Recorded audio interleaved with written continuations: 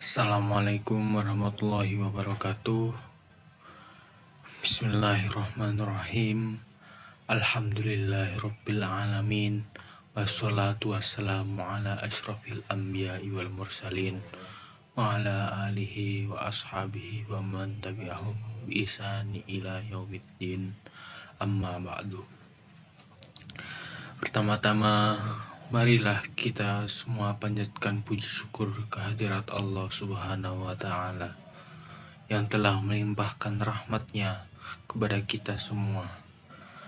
Dan kita bersyukur dapat berkumpul di pagi hari yang cerah ini dengan nikmat kesehatan yang masih diberikan oleh-Nya.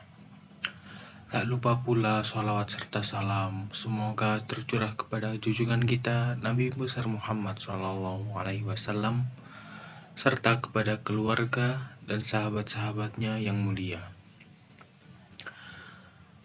Marilah kita bersama-sama menjelajahi petunjuk hidup yang agung ini dengan tema yang hendak kita bahas pada kesempatan kali ini, yakni tentang Idul Adha. Bismillahirrahmanirrahim. Para hadirin sekalian, tidak bosan-bosannya saya mengajak kepada seluruh hadirin, mari kita senantiasa meningkatkan dan menguatkan ketakwaan kita kepada Allah Subhanahu wa Ta'ala. Ketakwaan adalah kemampuan kita untuk sekuat tenaga menjalankan perintah-perintah Allah dan menjauhi segala yang dilarang oleh-Nya. Posisi kita berada di jalan yang telah digariskan oleh Allah Subhanahu wa Ta'ala. Dengan tidak belok ke kanan dan ke kiri akan menjadikan kita pada posisi tengah dan kuat sehingga mampu menghantarkan kita kepada tujuan yang benar dan hakiki dalam kehidupan di dunia. Ketakwaan ini juga yang telah ditegaskan oleh Allah Subhanahu wa Ta'ala sebagai bekal yang paling baik dalam menjalankan kehidupan. Allah berfirman dalam surat Al-Baqarah ayat 197 yang berbunyi, "Watazawwadu fa inna khairaz zadit taqwa wattaquni ya ulil albab."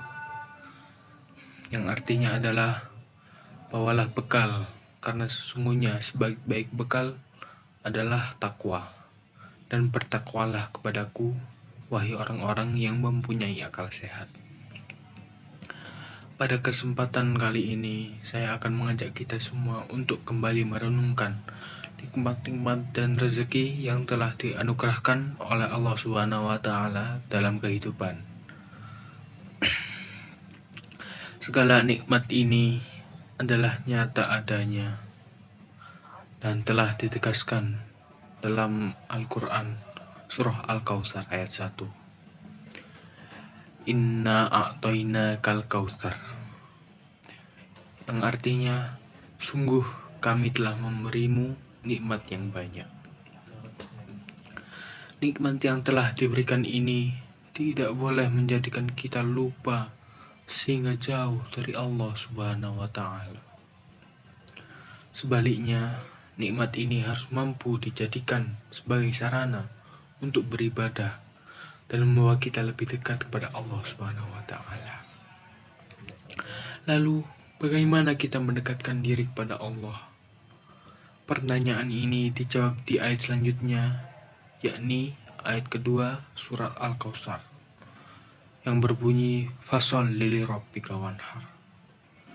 Yang artinya adalah, maka laksanakanlah sholat karena Tuhanmu dan berkurbanlah, yakni sebagai ibadah dan mendekatkan diri pada Allah. Jelas dalam ayat ini, Allah memerintahkan kita untuk terus mendekatkan diri kepadanya dengan dua bentuk ibadah.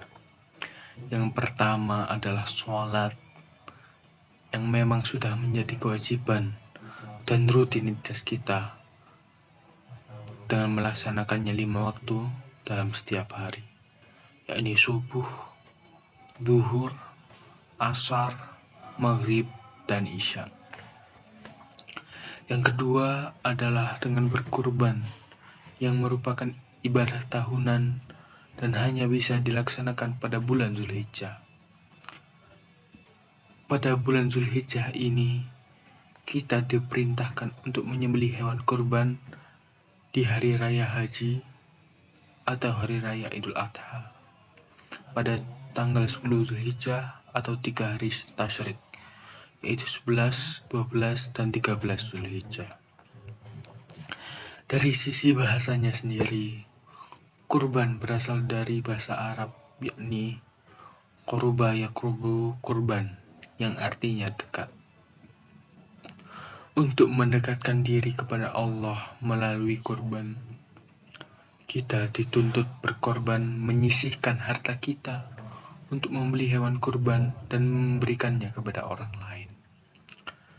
Tentu kita harus benar-benar ikhlas dan menata hati dengan benar dalam berkorban. Dengan berkorban ini, jangan sampai pengorbanan kita dengan mengambil harta yang kita miliki tidak membuahkan hasil dan jauh dari hakikat ibadah kurban itu sendiri, yakni mendekatkan diri kepada Allah.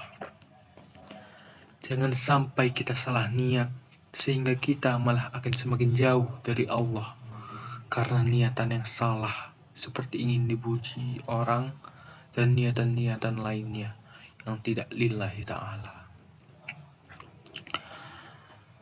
Hadirin yang berbahagia, menyembelih hewan kurban menurut Imam Malik dan Imam Syafi'i adalah kesunahan yang diutamakan atau sunnah muakkad.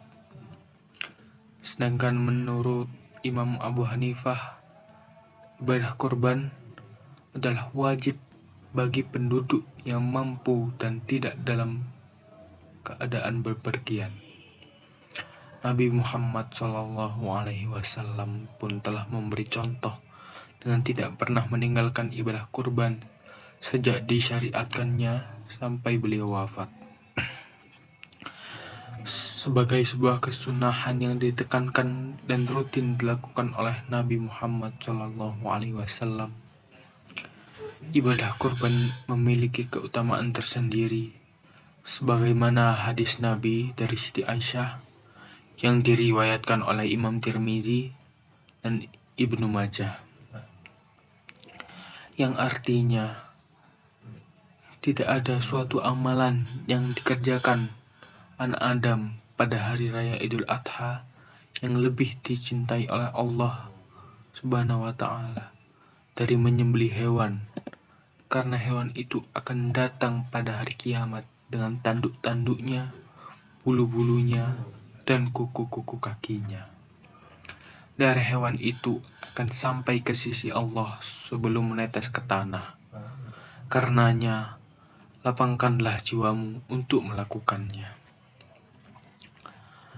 Keutamaan lain dari ibadah kurban adalah sebuah ibadah yang memiliki dua dimensi, yakni vertikal dan horizontal. Dimensi vertikal artinya ibadah yang ditujukan hanya kepada Allah Subhanahu wa Ta'ala. Sementara dimensi horizontal adalah ibadah sosial berupa berbagi rezeki untuk membahagiakan orang lain. Ketika kita mampu membahagiakan orang lain, maka kita pun akan merasa bahagia, dan pada akhirnya kebahagiaan bersama juga akan mudah terwujud, sehingga kehidupan di tengah-tengah masyarakat pun akan bahagia dan damai.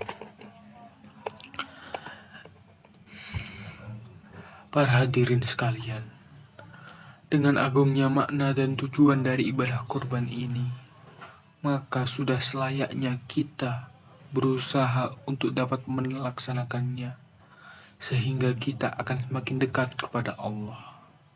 Tentu kita tidak ingin menjadi hamba yang kufur nikmat dan terputus dari rahmat Allah, karena kita tidak berkurban padahal sebenarnya kita mampu.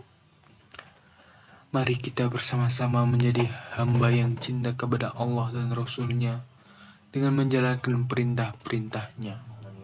Jangan sampai kita pada kondisi yang disebutkan dalam surah Al-Kautsar ayat 3 yang berbunyi, Inna syani'aka huwal abtar, yang artinya adalah sungguh orang-orang yang membencimu dialah yang terputus, yakni dari rahmat Allah.